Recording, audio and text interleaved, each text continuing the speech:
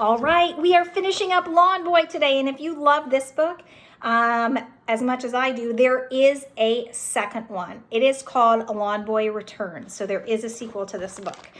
For those of you that are following along, we are in chapter 13, page 75, and we are finishing it. Expertise, its utilization and effects on the economy. When we left off yesterday, the last words were, I needed my parents. I ran the whole way home and saw the car in the driveway. I burst into the house. They were in the kitchen with Grandma. Hi. Oh, hi, Pumpkin. Mom said, would you like some lunch? On the run over, I decided I would tell them everything. Mom, Dad, Grandma, please come sit down on the couch. How about lunch first? Dad held up a knife covered in mayo. No time, please. Now, Mom said, you've been acting so strange lately. It's puberty, Grandma said. He's becoming a man. Men act strange from time to time, and I am worried about what the hole in the ozone layer is doing to the plants in the rainforest. You know that guy who was sitting in the car yesterday? I shook off the image Grandma had put in my mind and refocused on the situation at hand. The big guy, yeah, that's him. His name is Joseph Powdermilk. He's a professional boxer, a prize fighter. His next fight is Saturday night, and if he wins, I get half his winnings. What on earth are you talking about? Mom asked. Why do you get half his earnings? Dad frowned. Why should he give you anything? Because I bought his contract and I sponsor him. They sat down. I mean, Arnold, my stockbroker, bought the contract for me. Arnold? Dad asked. You have a stockbroker, Mom whispered. His own boxer? Grandma beamed. So I told them the whole story fast. They nodded, sometimes shook their heads, then nodded more. Listening, always listening, I kept going, explaining Joey Pow and finally Rock and his gang. When I'd finished, I took a deep breath, and I think they're in Arnold's house now, holding him prisoner. No, I know they're in there because I saw them, and I don't know what to do. Dad stood. Call the police. At first I thought of that, but nobody would believe me anyway, even if I could call them. But with your parents with you, they would listen. What do you mean at first, and why couldn't you call them? He means, my mother chimed in, that it's difficult to go to the police because some of his employees are poor people who really need the money, and if the authorities come into it, perhaps they'll find the workers aren't all documented the way they should be. Is that it, Pumpkin? I nodded. Thanks, Mom.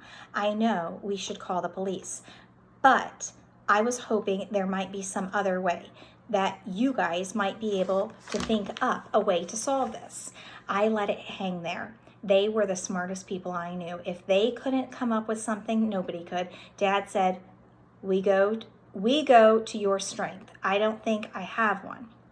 Sure you do, literally. You know, a prize fighter. But I don't know how to find him now, Mom said. The thinking comes in. It took her just 3 minutes on the internet and 2 phone calls before I heard Joey's voice on the other end of the line. Meanwhile, I was shaking Grandma off because she wanted to say hello to him. Joey, it's me, the sponsor. Yes, Rock and his men are at Arnold's house holding him prisoner. I think for money, and I can't call the police because a lot of the workers will get in trouble. I heard the phone click, and Joey was gone before I finished speaking. I hung up and turned to my parents. Let's get over there. I call shotgun, Grandma said as we scrambled to the car. That means she calls the front seat of the passenger. Chapter 14, resource utilization, its causes and effects. At Arnold's, we parked behind Joey's station wagon just as he was stepping out of the driver's side. Shouldn't we help in some way, Mom asked until she saw him standing. On second thought, Joey can handle it, but we're going with him. I got out of the car. No matter what happened, Arnold might need help, either during or after. I started walking toward the house, Mom and Dad with me. Grandma brought up the rear. I knew, or thought I knew, what was coming. Joey had gone into the porch slowly, closing the screen door behind him. By that time, we were close to the house. If the front door was locked and it didn't slow him down, he hit it with his shoulder, took it off its hinges, and was out of sight. There was a muffled thumping sound. Oh no, Rock or his men might have a gun. Later, I found it was just the sound of one of the men having his head jammed into the dishwasher without opening the door or the washer. After the thumping, there was a second or two of silence, followed by a scream, and one of the men was thrown out the front door so hard it took the porch screen off its hinges and was propelled into the yard, riding the screen on his hands and knees like it was a bodyboard, until he hit the elm next to the walkway. That's a tree. The elm was probably 100 years old, very big, and didn't give a millimeter when the man plowed into it face first. A few seconds later, Joey came out with Rock in his right hand and another man in his left, carrying them like cats by the backs of their necks. The first man was still in the kitchen, jammed into the dishwasher. Later, I found out that Rock and 3 others had been in the kitchen with Arnold, tied to a chair. They thought Arnold had told me to come to his place, and they'd been planning to force me to give them money when I came. I told you, Joey said, to leave the sponsor alone or I would pinch your head. Please, Mr. Powdermilk. Mom was standing by the sidewalk, a half horrified, half admiring expression on her face. Couldn't you just give them a stern talking to? Yes, but I did that before. When they made trouble the first time, I told them that I would pinch their heads if they came back. They came back anyway. Talking to them again won't help. Pinching their heads will. Grandma was nodding. I won't come back, Rock said. I promise this time. I really do. You don't have to pinch my head, really. I'll do what you say. See, Mr. Powdermilk, Mom nodded. I think he means it. Joey stared at Rock in one hand, then studied the man in his other hand. He peered over at my father, who shrugged and said, he seems to be telling the truth. Then Joey turned to Grandma, who said, probably not the best move, young man, although personally, I'd like to see you pound the snot out of them. Joey sighed and looked back at my mother. If you really want me to, she shuddered. I would really rather you didn't. All right, but if they come back, I'll have to take care of things my way. I understand, and they understand, don't you? Both men nodded enthusiastically. Then, please let them go, Mr. Powdermilk, Mom said. He dropped them, and it was like watching those cartoon scenes where a dog or cat is held off the ground and his legs start moving faster and faster until he's dropped and shoots away. They disappeared in half a second. We all went into the kitchen and found Arnold tied up, but not gagged. I introduced him to my parents and Grandma while we untied him. The man slumped against the dishwasher, was regaining consciousness. Joey picked him up by the neck and threw him the length of the hallway and out the front door. Arnold was none the worse for wear and made a pitcher of his special iced tea for us. We all had a glass while Arnold explained how he wanted to set up my account with Mom and Dad. And Grandma asked if Arnold could find her a boxer to sponsor too. Then my mother held her glass up and said, I think a line from Shakespeare. Shakespeare's a famous poet. All's well that ends well, except that wasn't the end. Chapter 15, Serendipitous activity and its effects on capital quality.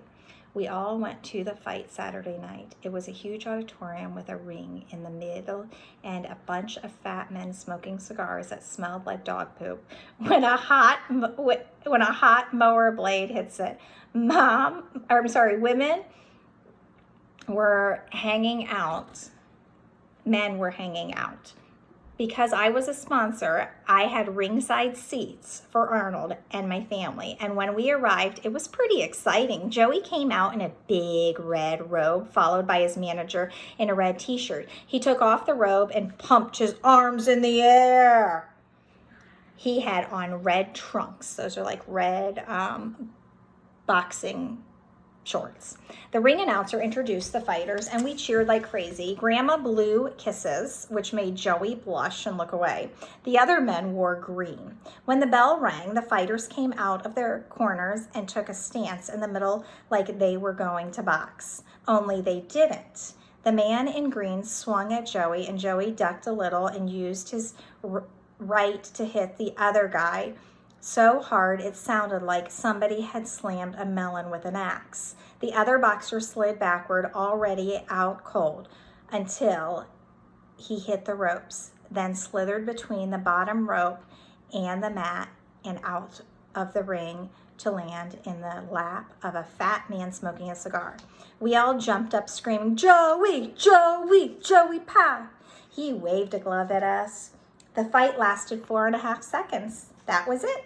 The purse, meaning prize, was $5,000 and I was due half. Wow, this was just the start for Joey. He was going to have many more fights. When I went to bed that night, I had a dream about him doing a whole bunch of 4.5-second fights until he was world champion.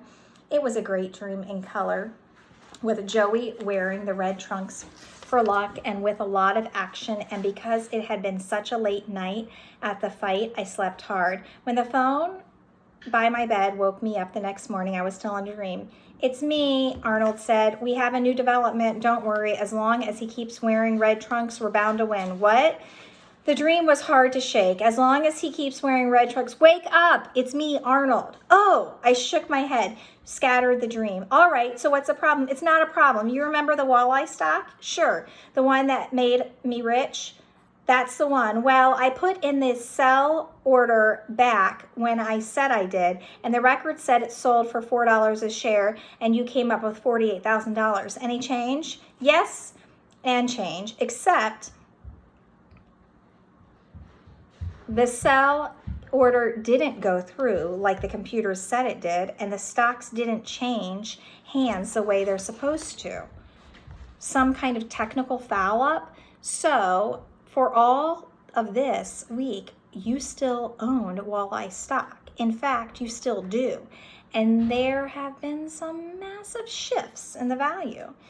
Even half awake, I could feel a sinking in the center of my stomach. "How much?" I said, though I didn't want to know really. "Did we lose?" "Oh my, no. The stock didn't go down. It went up." "Up?" "Yes. There was a second merger of some stature, and a larger software company took the whole thing over. They're always doing things like that, these high-risk software stocks. I remember when." "Arnold, how much?" "Oh, well, the merger triggered more interest, so the stock jumped to $40 a share.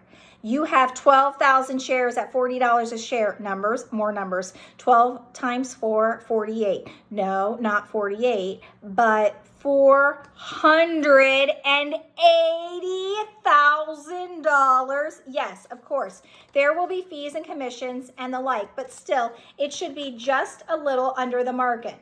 Now, listen, please, it's Sunday and the market is closed, but I heartily recommend that tomorrow morning when it opens, we sell the stock and put the money in something solid and long-term. I didn't faint. This time, I didn't faint. But I did hang up, and I got out of bed and went down into the kitchen where Mom and Dad and Grandma were making a late breakfast, and without thinking about telling them to sit down, I gave them Arnold's news and found there must be a weak male gene in our family because Dad fainted. We put him on the couch. "He's coming around." Grandma patted his hand. She turned to me. "You know, dear, Grandpa always said, take care of your tools and they'll take care of you." And that's the end of our book. If you enjoyed this, there is a sequel. It's called LawnBoy Returns. I hope you enjoyed it as much as I did. Bye.